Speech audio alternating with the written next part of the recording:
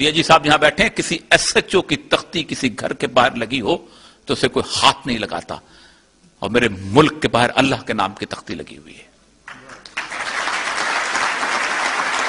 ایک بات طے ہے کہ اس ملک نے رہنا ہے, لیکن جو اس ملک کے ساتھ جو کچھ کر رہا ہے اسے اس کا عذاب یہاں سہنا ہے.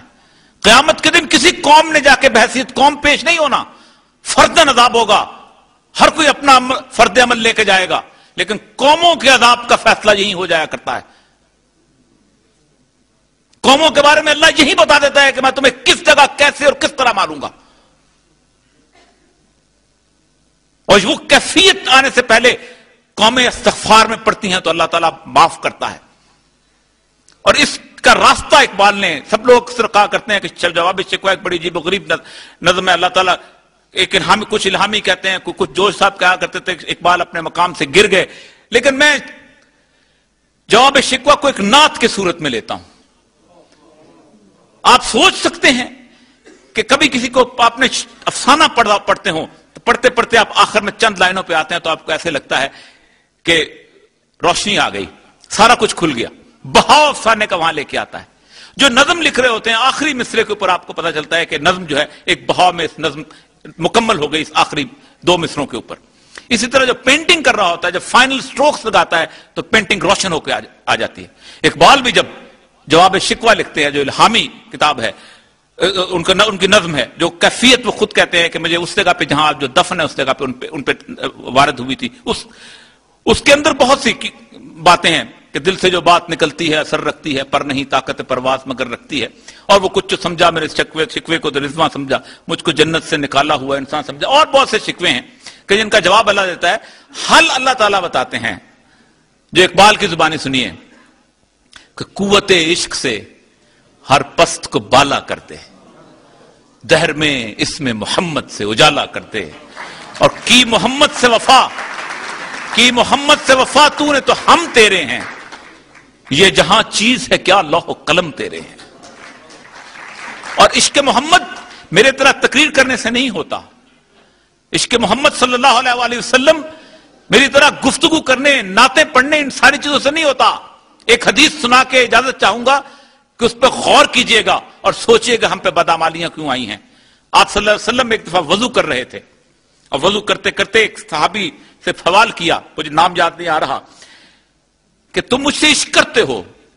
کہا یا رسول اللہ آپ سے عشق کرتا ہوں. آپ نے دوبارہ پوچھا مجھ سے عشق کرتے ہو؟ کہا یا رسول اللہ آپ سے عشق کرتا ہوں. آپ نے تیسری دفعہ جب زور دینا ہوتا تو 3 دفعہ پوچھا کرتے تھے کہ مجھ سے عشق کرتے ہو؟ کہا یا رسول اللہ آپ سے عشق کرتا ہوں. فرمایا جو مجھ سے عشق کرتا ہے اس پر مصائب اور آلام ایسے آتے ہیں جیسے پانی نشیب کی طرف جاتا ہے. لڑکی سے عشق ہو جائے راتوں کی نیندیں حرام ہو جاتی ہیں, امتحان میں فیل ہونے لگتے ہو, ماں باپ سے لڑتے ہو, زندگی اجیرن ہو جاتی ہے, کوئی کھانے کو چیز نہیں سوچتی. میرے رسول کا عشق اتنا سادہ ہے کہ محفلوں میں بیٹھ کے مکمل ہو جائے, ناممکنات میں سے ہے.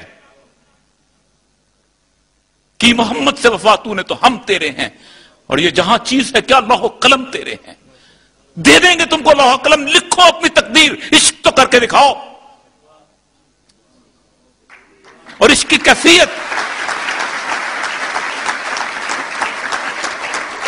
اس کی کیفیت صرف ایک شعر میں اقبال نے بتا دی جو انہوں نے پڑھا کہ ہر کے رمز مصطفیٰ فہمی داست, جس نے سید الانبیاء کی رمز کو پہچان لیا, شرک را در خوف مردی داست, اسے کسی دوسرے کا خوف بھی شرک محسوس ہوتا ہے.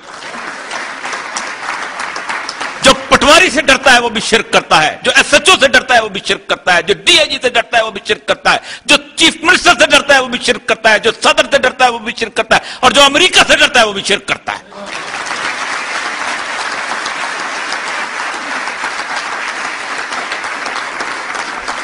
جن دلوں میں شرک بسا ہوا ہو ان میں میرے محمد کا نور کیسے بس سکتا ہے؟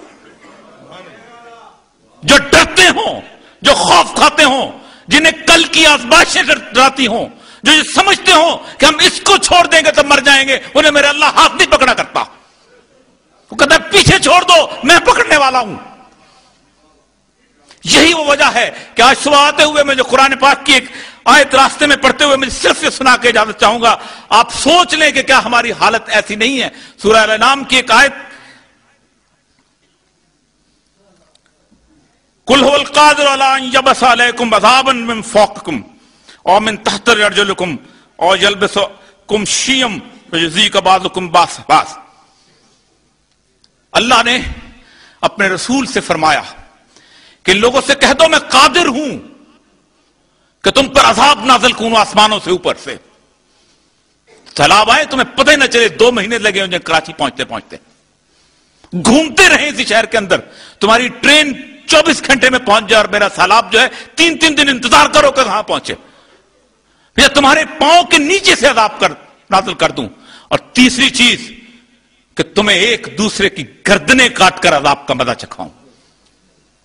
ٹارگٹ کلنگ، اس طرف سے مارو اس طرف، پتہ نہیں چلتا کون مار رہا ہے اور کون نہیں مار رہا. جب نبی اکرم صلی اللہ علیہ وسلم پر یہ آیت نازل ہوئی تھی تو آپ رک گئے اور کہا، پہلی دفعہ فرمایا اے اللہ میں تیرے چہرے کے تقدس کی قسم اٹھا کر پناہ مانگتا ہوں تمہارے چہرے کے تقدس کی اس عذاب سے جو تم آسمان سے نازل کرے. پھر فرمایا میں تمہارے چہرے کے تقدس کی قسم اٹھا کر اس عذاب سے کہ جو تم پاؤں کے نیچے سے زلزلے کی صورت نازل کرے. اور پھر تیسری چیز کہ جو تم آپس میں گروہوں میں تقسیم کر کے ایک دوسرے کو گردنیں کٹوا کر عذاب کا مزہ چکھوائے. اور فرمایا یہ سب سے کم عذاب ہے. یہ جو ہم روز دیکھتے ہیں 60 مر گئے، 30 مر گئے، 40 مر گئے، 70 مر گئے، یہ سب سے کم عذاب ہے جو ہم پہ نازل ہو رہا ہے. اتقوا فتنة لا تصيبن الذين ظلموا خاصة، ڈرو اس فتنے سے جس کا وبال ان لوگوں پر نہیں آئے گا کہ جن پہ ان پر نازل کر دیا گیا. سب اس میں رگڑے جائیں گے. کیوں؟ حدیث جبریل نبی صلی اللہ علیہ وسلم نے فرماتے ہیں کہ اللہ نے حکم دیا حضرت جبریل کو کہ فلاں فلاں فلاں فلاں بستیاں ہیں ان میں جا کے عذاب نازل کر دو. جبریل واپس پہنچے، کہا وہاں ایک آدمی ایسا ہے کہ طرفت عین، آنکھ جھپکنے جتنا گناہ بھی نہیں کیا. کہا اس شخص کو پہلے مارو اور اس کے بعد اس کے اوپر بستی الٹ دو.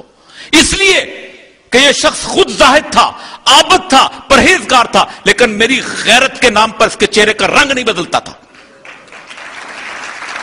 کتنوں کا رنگ بدلتا ہے. من را منکم منکرا فلیغیرہ بہ یدیہ، کہ جو کوئی برائی کو دیکھے ہاتھ سے پکڑ کے روک لے. فَإِن لَمْ يَسْتَطِعْ، نہیں استطاعت کرتا، فَبِلِّسَانِهِ، زبان سے. فَإِن لَمْ يَسْتَطِعْ، نہیں استطاعت رکھتا، فَبِقَلْبِهِ، دل سے. فَذَلِكَ أَضْعَفُ الْإِيمَانِ، یہ ایمان کا نچلا ترین طبقہ ہے. اگر آپ کی پارٹی کا ممبر، اگر آپ کی خاندان کا کوئی رکن، اگر آپ کے جاننے والا کوئی دوست کرپشن کرتا ہے، ظلم کرتا ہے، زیادتی کرتا ہے، اور آپ کے دل کے اندر بھی اس کے خلاف نفرت پیدا نہیں ہوتی، تو سوچ لو میرا نبی کہتا ہے آپ ایمان کے اس آخری درجے سے بھی نیچے ہو. یہ ہیں وہ اعمال.